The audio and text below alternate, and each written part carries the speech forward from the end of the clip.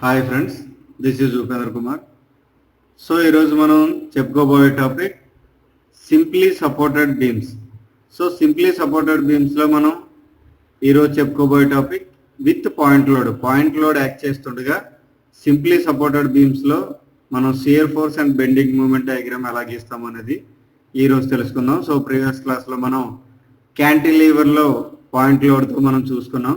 So ఇలా ప్రతి ఒక్క టాపిక్లో ఒక్కొక్క లోడు యూనిఫామ్లీ డిస్ట్రిబ్యూటెడ్ లోడు, అదే యూనిఫామ్లీ వేరియింగ్ లోడు, ఇలా మొత్తం ఒక్కొక్క టాపిక్ కవర్ చేసుకుంటూ వెళ్దాం. సో ఈరోజు simply supported beam with point load. So ఇక్కడ మనం ఒక ప్రాబ్లం తీసుకున్నాం. సో ఇక్కడ ప్రాబ్లం ఏంటో ఫస్ట్ క్లియర్గా చదువుదాం. ఏ సొల్యూషన్ అయినా సరే ప్రాబ్లంని మనం బాగా అర్థం చేసుకుంటే ఆ ప్రాబ్లం చాలా త్వరగా మనకి క్లియర్ అవుతుంది అనమాట. సో అది సింపుల్గా వస్తుంది. సో ఇక్కడ ప్రాబ్లం మనం చదువుదాం. ఏ simply supported beam, A simply supported beam of length 6 meters. So దాని యొక్క సింప్లీ సపోర్టెడ్ బీమ్ యొక్క length 6 meters. Next carries point load of 3 kilonewtons and 6 kilonewtons. అంటే రెండు లోడ్లు ఉన్నాయి. అవి ఏంటి? ఒకటి 3 kilonewtons, రెండోది 6 kilonewtons. ఎక్కడ మరి ఎటువైపు నుంచో మనకు కావాలి కదా, at a distance of 2 meters and 4 meters. So ఇదేంటి 3 kilonewtons అనేది 2 meters అండ్ 6 kilonewtons అనేది 4 meters అది యాక్ట్ చేస్తుంది. కానీ ఎటు సైడ్ నుంచి అనేది మనం మళ్ళీ ప్రాబ్లం చదవాలి. The left hand, from the left hand, అంటే మనకి లెఫ్ట్ హ్యాండ్ ఇక్కడ నుంచి కదా.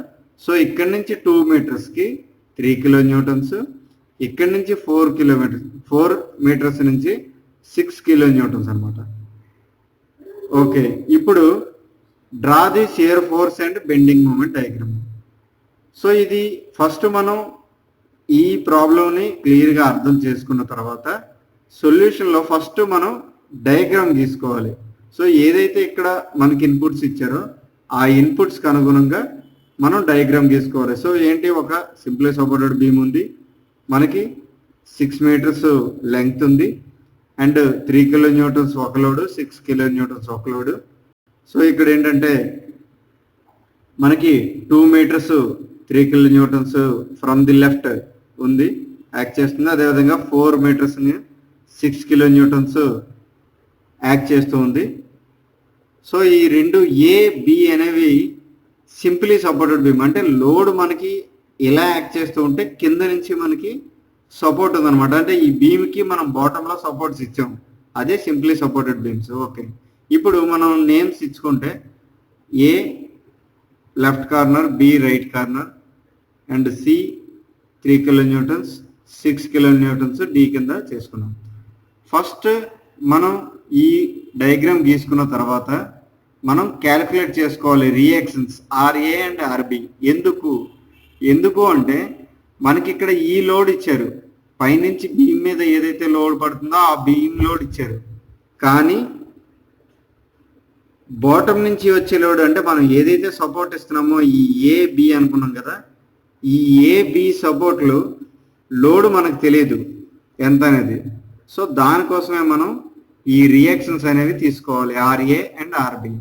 సో ఇక్కడ ఏంటి, taking moment of the force about A. So మనం ఏదో ఒక దాన్ని కాన్స్టెంట్ చేసుకొని అక్కడ మనం రియాక్షన్స్ తీసుకుంటున్నాం. సో ఇక్కడ ఏంటంటే ఆర్ఏ దగ్గర తీసుకుంటున్నాం కాబట్టి ఈ టోటల్ ఆర్బి ఇంటూ 6, అంటే ఆర్బి అంటే మనం ఇక్కడ తీసుకుంటాం కాబట్టి సో ఆర్బి ఇంటూ 6 ఎంత డిస్టెన్స్లో ఉంది ఈ ఆర్ఏ అనేది, ఆర్బి అనేది load into 6. So distance equal to ఈ 3 kilonewtons ఏ నుంచి ఎంత డిస్టెన్స్లో యాక్ట్ చేస్తుంది, సో దాని యొక్క load into distance 2 meters plus 6 kilonewtons. So ఇక్కడ నెక్స్ట్ యాక్ట్ చేసేది 6 kilonewtons కదా.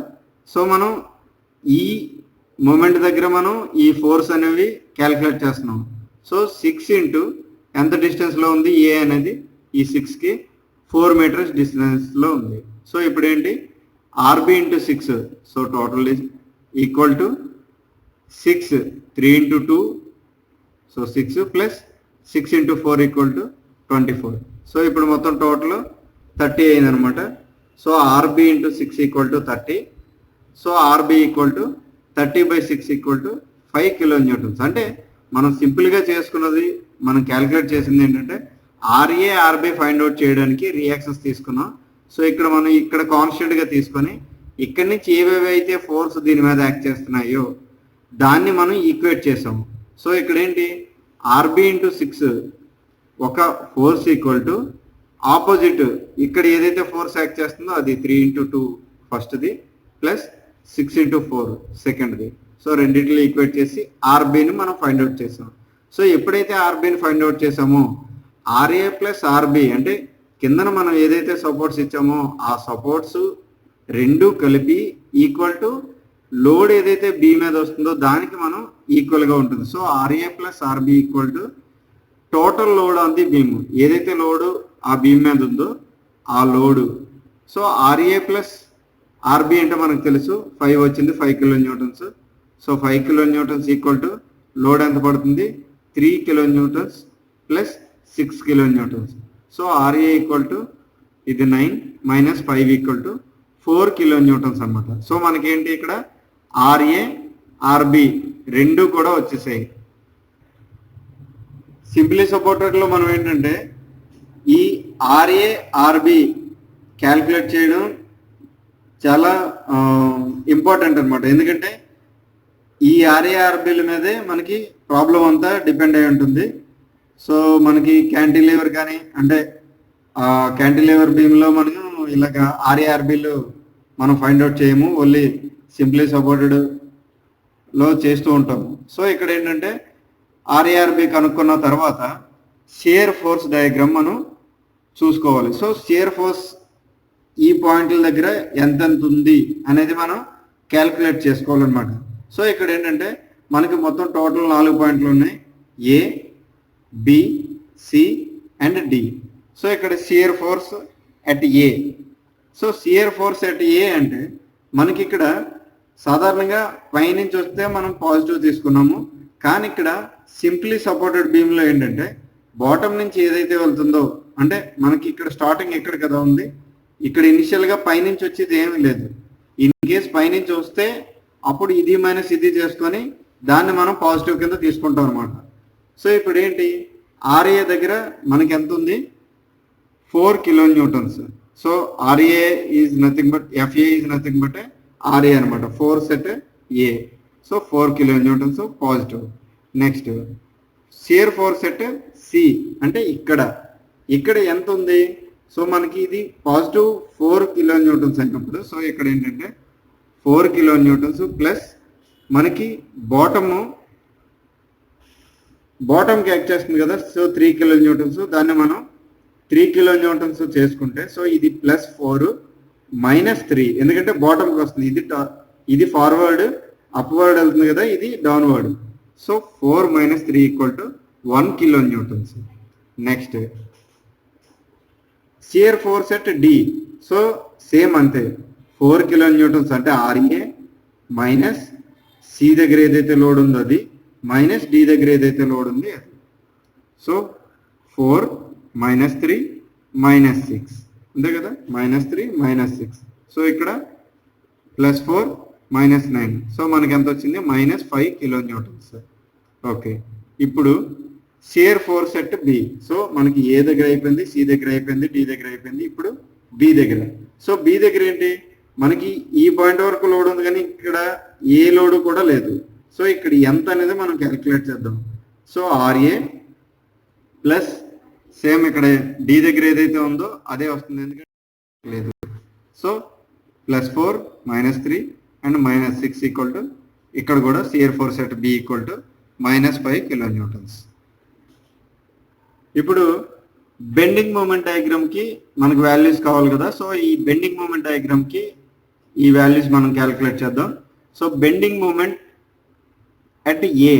సో ఏ పాయింట్ దగ్గర మనకి బెండింగ్ మూమెంట్ ఎంత అనేది మనం క్యాలిక్యులేట్ చేసుకుంటూనే ఉంటాయి. సో సాధారణంగా బెండింగ్ మూమెంట్ అంటే లోడ్ ఇంటూ డిస్టెన్స్ కదా. సో ఇక్కడ ఏ పాయింట్ దగ్గర లోడ్ ఉంది 4 కిలో న్యూటన్స్, కానీ డిస్టెన్స్ అయితే లేదు. ఎందుకంటే మనం సాధారణంగా లెఫ్ట్ నుంచి రైట్కి వెళ్తూ ఉంటాం, లేదా రైట్ నుంచి లెఫ్ట్కి కూడా వెళ్ళొచ్చు. సో మనం ఇక్కడ పాయింట్ ఏ దగ్గర తీసుకున్నాం.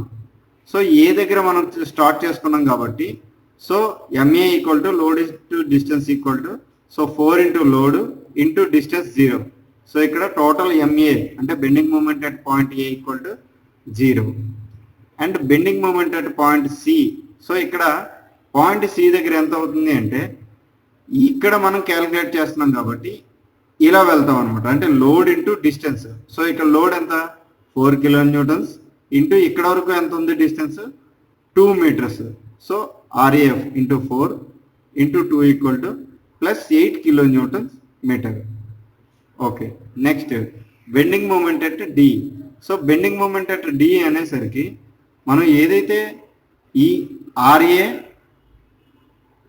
అంటే ఈ మూమెంట్ మైనస్ అంటే ఇది అప్వర్డ్ యాక్ట్ చేస్తుంది కాబట్టి దీని యొక్క బెండింగ్ మూమెంట్లోంచి పైనుంచి ఏదైతే లోడ్ యాక్ట్ చేస్తుందో దాని యొక్క బెండింగ్ మూమెంట్ మనం డిడక్ట్ చేయాలి. ఎక్కడ మనం ఇక్కడ డి దగ్గర తీసుకున్నప్పుడు.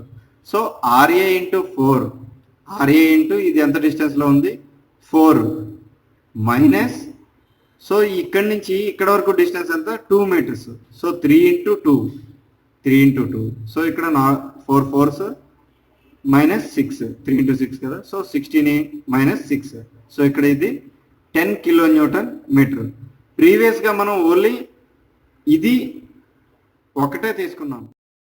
ప్రీవియస్గా మనం సి దగ్గర చూసుకున్నప్పుడు ఓన్లీ ఈ ఆర్ఏ ఇంటూ ఎంత డిస్టెన్స్లో ఉందో మాత్రమే చూసుకున్నాం. కానీ ఇక్కడ మనం ఈ డి దగ్గర పాయింట్ బెండింగ్ మూమెంట్ తీసుకునేటప్పుడు మాత్రం ఈ ఏదైతే టాప్కి అప్వర్డ్ మూమెంట్ వస్తుందో అది ఇంటూ ఆ లోడ్ ఇంటూ డిస్టెన్స్ తీసుకొని మైనస్ టాప్ నుంచి ఏదైతే యాక్ట్ చేస్తుందో దాని లోడ్ ఇంటూ డిస్టెన్స్ దాన్ని మనం ఇక్కడ డిడక్ట్ చేసుకున్నాం. అందుకే మనకి ఎండి ఈక్వల్ టు, సో ఇక్కడ మైనస్ వచ్చింది, నెగిటివ్ వచ్చింది.